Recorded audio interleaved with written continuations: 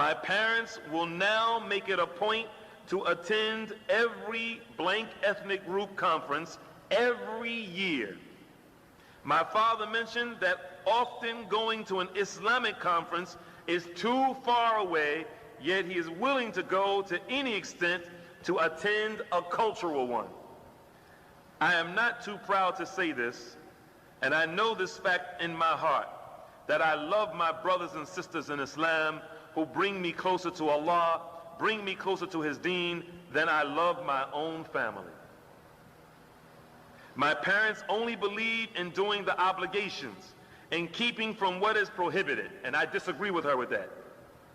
That I disagree with. I understand what she means, but I disagree. But to go beyond that is as if I am going to extremes. But I have a hard time believing that a person is religious if they do not accept Islam as the only way of life. Unfortunately, my parents tried to force culture down my throat, a culture that I could never come to love or be a part of. The reason I mention this is this. My parents insist that I marry a blank ethnic group man. And they make this a prerequisite over everything else. Over everything else. And seeing the people that my parents want me to be around, the blank ethnic culture that they want me to be close to, and then telling me not to wear hijab, not to look too religious, and not to show off. Is doing your duty to Allah showing off? I just don't trust my parents' choice anymore, my brother. The dilemma I face involves if a brother of good deen and character comes to ask for my hand in marriage, my parents will refuse him just because he's not blank. Not only that, but they will refuse him because they want me to study instead. I might also add that I have been prohibited from wearing jilbab. My parents saying that it is not necessary and I might get attacked by the Muslim haters. But subhanallah, Allah knows my heart. I cannot live with myself knowing Allah has made this covering obligatory upon me, and so I sneak the jilbab in my backpack whenever I go to the university, and I put it on after I get out of the car. At one point, an argument with my father had gotten so bad, I almost got my jilbab taken away from me, and I was told to wear nothing but jeans and trousers now. Even if I do not wear jilbab, I try to wear long skirts and long blouses and a long hijab that reaches to my knees to compensate. And my parents still do not approve of this, saying I need to look more blank and I need to stop trying to look like the blank. Because if I would, see, I had to be careful not to mention the other group, because then you'll know who the first group is. Nevertheless, I cover myself properly as much as I can, alhamdulillah. But at the same time, though, I do not listen to these things. I face the risk of my father's anger and his blows. Additionally, I got my Islamic books, my Islamic material taken away, saying I spend too much time studying, or saying I must spend more time studying rather than learning about Islam. I agree in that sense that I need to have a balance, and I concentrate on my studies when I find time. I sit down to learn my deen as much as I can. But even then, I would get protests from my mother and my father that I shouldn't read about Islam so much.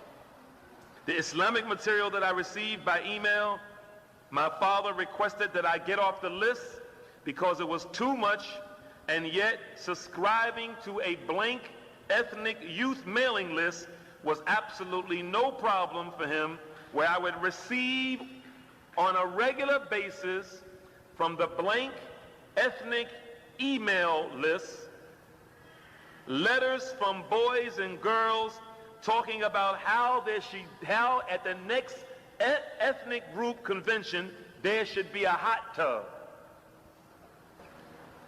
But this is not the only problem. Recently, a scholar from Azhar University, this one I'm not going to leave blank. Recently, a scholar from Egypt named Mahmoud Suleiman, I have to say this, came here and assumed the position of the imam. And now you're going to find out what city she's in, because I just mentioned where Mahmoud Suleiman is. At first, I did not know much about his aqeedah or if he was upon the correct minhaj. And I would often consult him for the advice on a number of matters, including marriage. He told me that if a brother proposes to me, I should inform him about it. And he will speak to the brother, after which, if he is satisfied, he will speak to my parents. If the sheikh is satisfied, he'll speak to my father and mother. However, subhanallah, just recently I was present at a lecture that he was giving at the masjid, where he was relating fabricated hadiths about the high station of Muhammad sallallahu alayhi wasallam. Relating hadiths such as the one where Adam mentioned Muhammad's name after he sinned to Allah. Additionally, he related a dua that he wrote down for my family that we can recite if we're in need of something. And the nature of this dua is such that you can pray to Allah for anything you want through Prophet Muhammad sallallahu alayhi wasallam. She said, subhanallah, I heard of this and my heart just wanted to jump out of my chest. This is the sort of thing that the Sufis believed, and I was familiar with it, and I knew that it was wrong. And after I informed my brother about it, he became angry, called me arrogant for rejecting something a scholar was saying when he was more knowledgeable than I was, who had studied Islam all of his life. Wallahi, Brother Dawood, I was heartbroken by this reaction, and even I thought I was wrong. But I was very uneasy about this dua, which was hung on the refrigerator, and my family was trying to memorize it. After I voiced this concern to my parents, the whole family joined in to refute me and added on to the support of this fabricated hadith, which I knew was only earning Allah's anger. Once again, they felt I was getting ideas in my head that I was crazy. I was being arrogant, and basically I was wrong. I was not listened to, and if I showed them proof, they doubted it and turned away from it. The reason I mention this is also because if a brother who is of the correct minhaj and the correct aqeedah were to approach that imam, that sheikh, for marriage to me, that imam would also reject him, and Allah knows best. My brother in Islam, now the situation is such that I am desperate to marry. And I have consulted so many people about my situation, just to get some nasiha that perhaps I am doing something wrong, because I am the one that is to blame. Because I do love my family, and I wanted to point the finger at myself first before anything. Having done this, subhanallah, I know that there's nothing wrong with upholding Allah's law. There's nothing wrong with making Islam every part of your life. It brings tears to my eyes that we often see this beautiful deen so blasphemed, so ignored and untouched. Wallahi, Brother Dawood, if I could, I would stand with my sisters in Islam, encouraging our brothers to fight for his sake, inshallah. I am ready to give my whole life for him, fi sabilillah. In light of all of this, sisters in situations like mine find it difficult to have a way out, as the only way out, it seems, is to get married to a pious brother who will help to protect us, protect our deen, and make us strong in our deen, inshallah. Subhanallah, I have only told you a little bit about what goes on in my family. And many times, I have just wanted to run away. In fact, I applied for a job in blank state at a homeless shelter for Muslims who would provide room and food and also give me a salary for which I might be able to sustain myself somewhat. But I have been advised not to go to this extent and that the best option for me is marriage.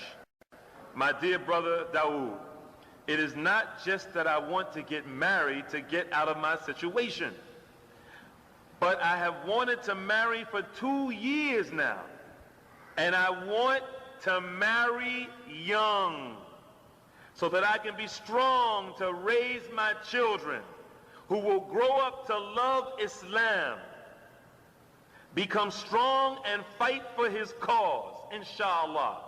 I want to raise them for the akhirah, not just for the dunya. Indeed, the heart is filled with grief, and oftentimes with tears that sometimes our parents will keep us from Jannah. I wish my parents would prepare me for the akhirah as much as they prepare me for the dunya, perhaps even more. My dear brother Dawood, I need to get married, and I would like to marry soon. And I might add that it is because marriage is such an endless distraction for me that I must, she wrote in bold type, I must get married soon, otherwise the problem just gets worse. So severe that I feel my iman will just diminish. And you know what she's talking about, brothers, don't you? You know what she's talking about, right? If you don't know what she's talking about, we'll tell you what she's talking about. There's going to be fitna in the earth and widespread corruption. Allah didn't create us, brothers, as angels. And Allah didn't create us as animals. We're between the two. Every human being, Allah wants them to have pleasure from other human beings. And the height of pleasure that a human being can have with another human being is that which can only be provided on the physical level through the marital tie. The actual word nikah has in its root meaning sex. The actual word nikah has in its root meaning sexual intercourse. The sister goes on. She said, Wallahi, brother Dawood, if my husband never lets me disobey Allah, he will always have my obedience. If he brings me closer to Allah, then I will be the earth for him, because he will be like the sky for me.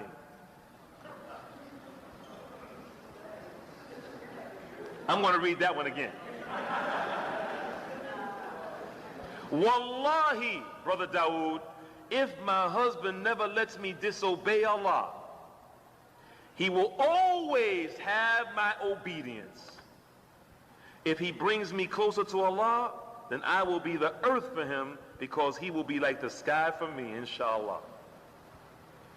And after carefully searching and asking around, I have chosen a brother for marriage, namely the brother that you spoke to in Melbourne, Australia. The sister, she ends this by saying, in light of all this, the blank brother and I thought to ourselves that it might be in our qadr to marry, but we must do it properly, inshallah, and trust in Allah, for which I have come to you, relating to you the details of my situation, hoping and praying to Allah that you might assist us.